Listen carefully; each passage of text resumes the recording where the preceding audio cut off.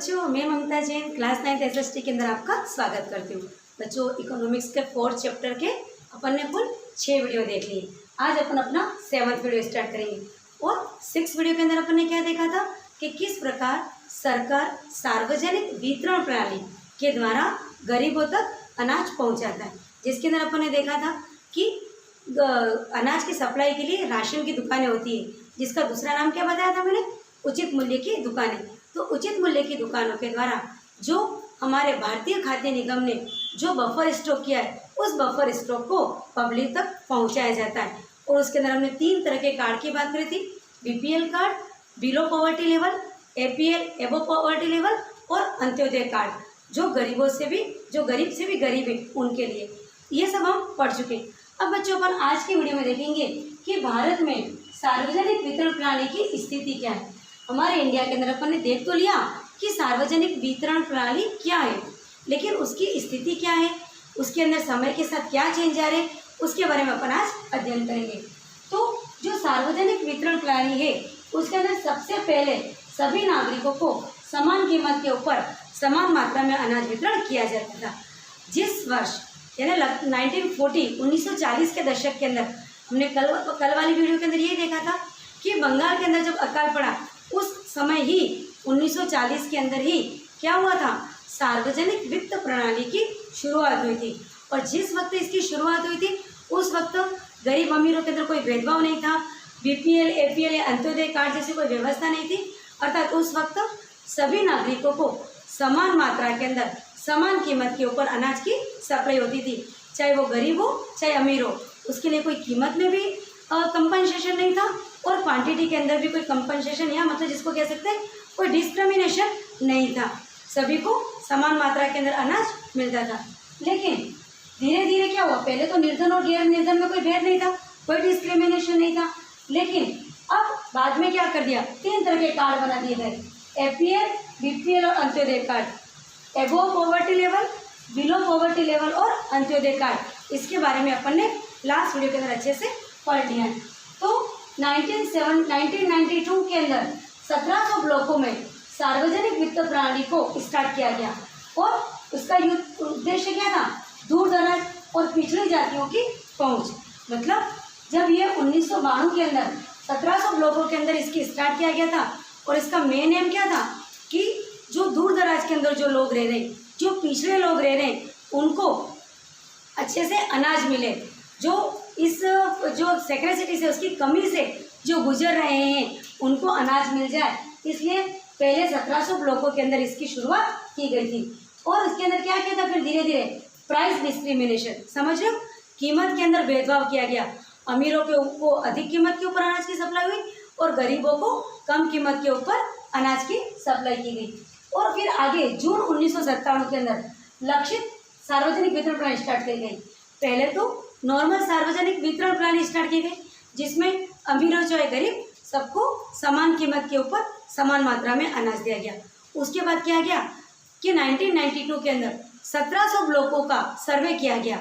वहाँ पर जो ग्रामीण विकास था, जो समिति, उन्होंने उन गाँवों का सर्वे किया और गरीबों का चयन किया और फिर उन्हें बीपीएल कार्ड दिया गया, क्या आप बिलो पॉवर्टी लेवल है। और फिर उन लोगों को उनके साथ और उसके गांव में जो अमीर लोग थे उनके साथ प्राइस डिस्क्रिमिनेशन किया गया।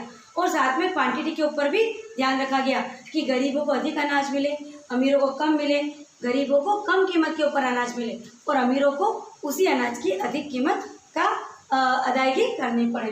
तो जून 1997 के अंदर जो पहले तो प्राइस डिस्क्रिमिनेशन हो गया, फिर इसी को आगे बढ़ाया 1997 में। वैसे मैं इस टेबल के अंदर आपको बहुत अच्छे से एक बार फिर बताऊंगी, लेकिन आप देख लीजिए कि जून 1997 में लक्षित सार्वजनिक वितरण प्रणाली को स्टार्ट किया गया और इसका उद्देश्य था सिर्फ गरीबों तक अनाज पहुंचे। कब किया गया, 1997 में लक्षित सार्वजनिक वितरण प्रणाली। पहले जो सार्वजनिक वितरण प्रणाली थी, जिसके अंदर सभी को अनाज सभी को समान कीमत के ऊपर, फिर अमीरों गरीबों में थोड़ा भेद किया गया, कीमतों में विभेदीकरण किया गया और उसके बाद लक्षित सार्वजनिक वितरण प्रणाली स्टार्ट की। लक्षित में किया गया, टारगेट किया गया, हाँ, कि इस गांव में इतने लोग गरीब हैं तो इनको अनाज कम कीमत के ऊपर अवेलेबल होना चाहिए। तो इसका उद्देश्य क्या था कि सिर्फ गरीबों को मिले और पहली बार ऐसा भेदभाव किया गया जिसमें गरीब और अमीर के अंदर भेदभाव किया गया, उनको टारगेट किया गया, लक्षित किया गया और उसके बाद उनके अंदर अनाज की सप्लाई की गई। अब अपन आगे आ जाते हैं कि सन 2000 में 2 विशेष योजनाएं बनाई गई। सरकार को क्या जैसी जैसी स्थितियाँ आती है बार बार सर्वे कार्यक्रम चलता रहता है और समय परिस्थिति के अनुसार हमारी योजनाओं में चेंज होता है, अमेंडमेंट होता रहता है, मॉडिफिकेशन होते रहते हैं क्योंकि परिस्थितियाँ बदलती है। ये बात हम इकोनॉमिक्स के बहुत पहले ही पढ़ चुके हैं कि किसी भी नियम कानून योजना में समय परिस्थिति और स्थान के आधार पर सभी को चेंज आता रहता है और इसके लिए सरकार समय समय के ऊपर सर्वे भी करती रहती है।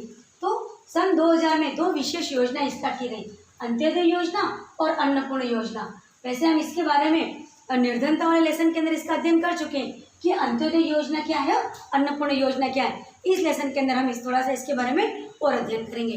तो अंत्योदय कार्ड और अंत्योदय योजना गरीब से भी गरीब लोगों के लिए, जो निर्धनता रेखा से नीचे हैं और नीचे से भी नीचे हैं, उनके लिए अंत्योदय योजना और अन्नपूर्ण योजना की व्यवस्था की गई है।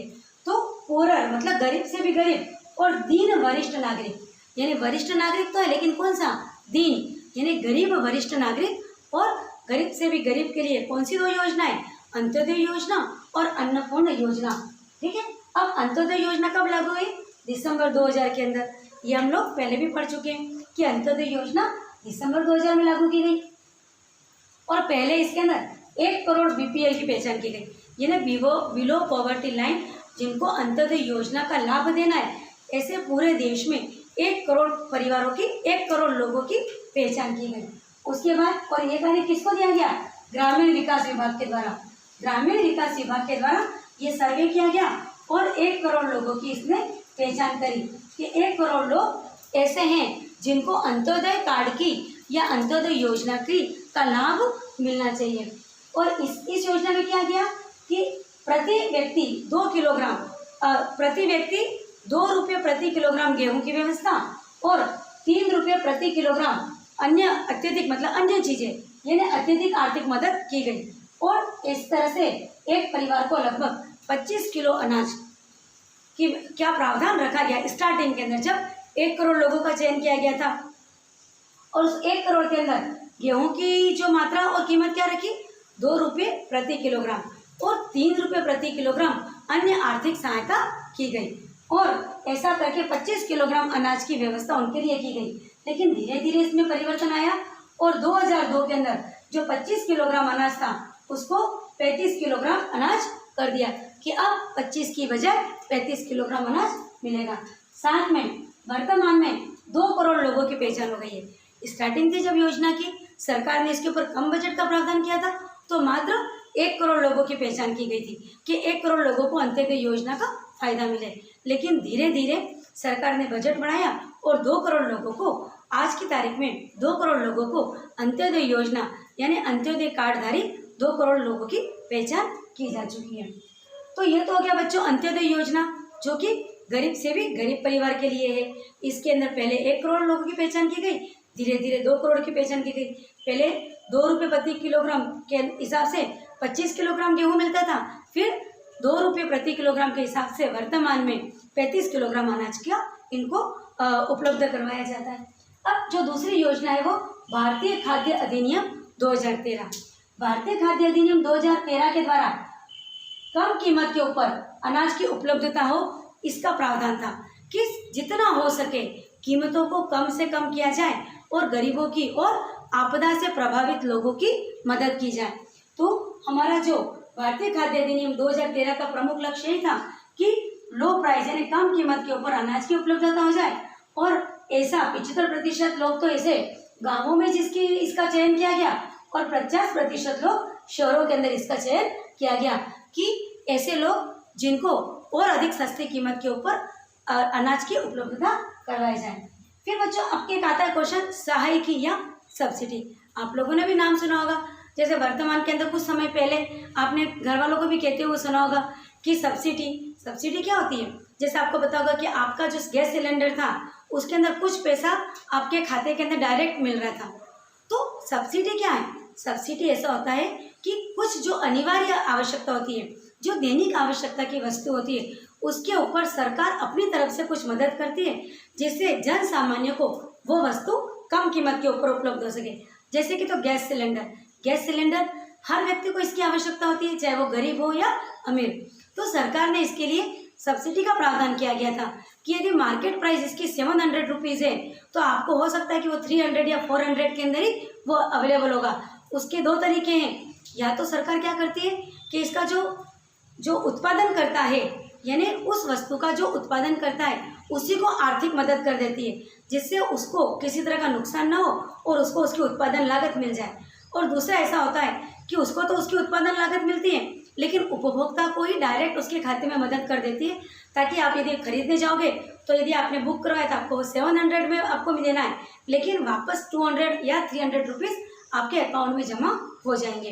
तो सब्सिडी होता है, ये सरकार का ऐसा भुगतान होता है जिसके लिए क्या किया जाता है, यह वह भुगतान है जो सरकार उत्पादकों को करता है, जिससे घरेलू उत्पादकों की आय कम नहीं होती है, वो उपभोक्ता कीमत भी कम हो जाती है। जैसे और एग्जाम्पल बताओ कि ये जो पेन है वो किसी जो उत्पादन करता है उसको 15 रुपये में पड़ रहा है, ठीक है, और टैक्स वगैरह लगा करके ये हमको 20 रुपये इसकी बाजार कीमत हो जाती है।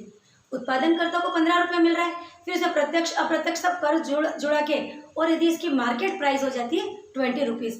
लेकिन यदि गवर्नमेंट चाहती है कि हम उपभोक्ता को इसको 15 रुपये में ही या 12 रुपये के अंदर अवेलेबल कराना चाहते हैं, तो वो इतना पैसा क्या करेगी, सरकार उस उत्पादनकर्ता को सब्सिडी के रूप में दे दिया जाएगा, तो हमें वो वापस पेन हमको 12 रुपये के अंदर भी पड़ सकता है। तो सब्सिडी होती है, सरकार के द्वारा ऐसा भुगतान किया जाता है जिससे उत्पादनकर्ता को भी नुकसान ना हो, प्लस उपभोक्ता को वही वस्तु उसकी लागत से भी कम कीमत के ऊपर मिल जाती है, जिससे उपभोक्ता की आय कम नहीं होती है और उसको कम कीमत के ऊपर वस्तु अवेलेबल हो जाती है।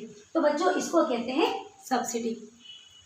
अब अभी तक तो मैंने आपको बता दिया कि भारत में सार्वजनिक वितरण प्रणाली की स्थिति के बारे में देख लिया, तो इसी सबको एक सारणी के अंदर बताया गया, जो आपकी बुक के अंदर भी ये सारणी बनी हुई है, जिससे यदि आप इस सारणी को देख लेते हैं तो सारी बातें इसके अंदर आ जाती है और कम जगह के अंदर हमको सारी चीज़ें हम लिख लेते हैं।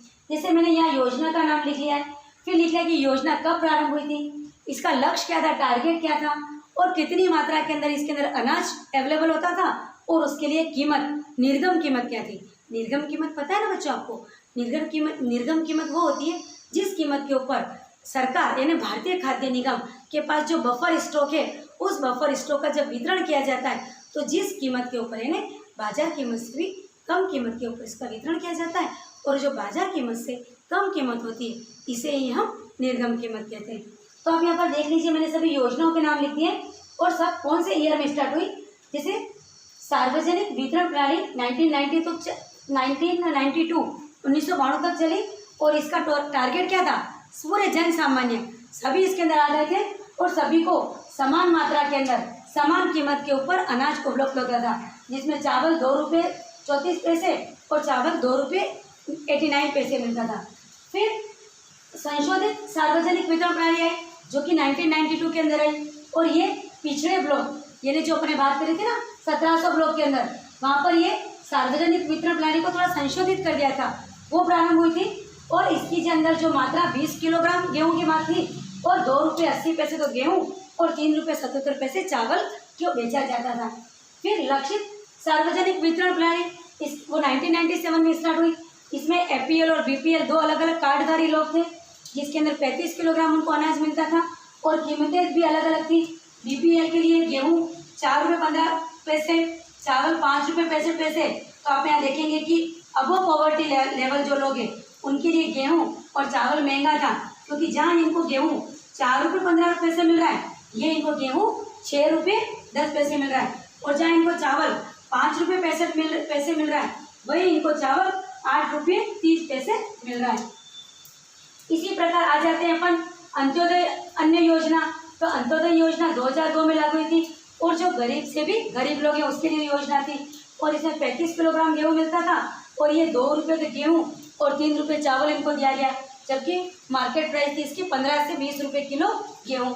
इसके बाद जो अन्नपूर्णा अन्न योजना थी वो 2000 में लागू हुई थी, और दीन वरिष्ठ नागरिकों के लिए थी, और इसके अंदर जो मात्रा थी वो 10 रुपये की किलो 10 किलो गेहूँ या 10 किलो अनाज दिया जाता था और ये निःशुल्क दिया जाता था। तो बच्चों आपको यहाँ पर याद रखना है कि कौन सी योजना में अनाज निःशुल्क दिया जाता था, तो अन्नपूर्ण योजना में। उसके बाद यदि हम बात करते हैं तो भारतीय खाद्य, ये जो भारतीय खाद्य अधिनियम 2013 की, तो जैसा कि 2013 में लागू हुआ था और इसके लिए जो योग्य परिवार, यानी योग्य परिवार जो आवश्यक वाले परिवार है, जो गरीब से भी गरीब है, उनके लिए योजना थी, जिसकी मैंने पर यहाँ पर बता भी दिया था आपको कि गाँवों में 75% ऐसे परिवार को चयन हुआ था और शहरों में 50% ऐसे परिवारों का चयन हुआ था।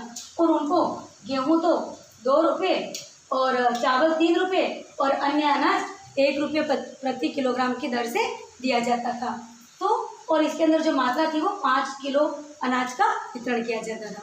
तो बच्चों अपना जो लेसन 4 भारत में खाद्य सुरक्षा का 7th वीडियो के अंदर अपन ने आज अच्छे से देख लिया कि भारत में सार्वजनिक वितरण प्रणाली की क्या स्थिति है। तो बच्चों बार बार कह रही हूँ मैं कि मेरे वीडियो को अच्छे से देखिए, बार बार देखिए ताकि आपको अच्छे से सारी चीज़ें याद हो जाएं और इससे आपके नोट्स बना लीजिए। मैंने आपको इसको अच्छे से रिवाइज भी करवा दिया है। अब अगली जो इसका जो रेस्ट लेसन है वो अगले वीडियो के अंदर हम फिर से मिलेंगे, तब देखेंगे। तब तक के लिए बच्चों थैंक यू।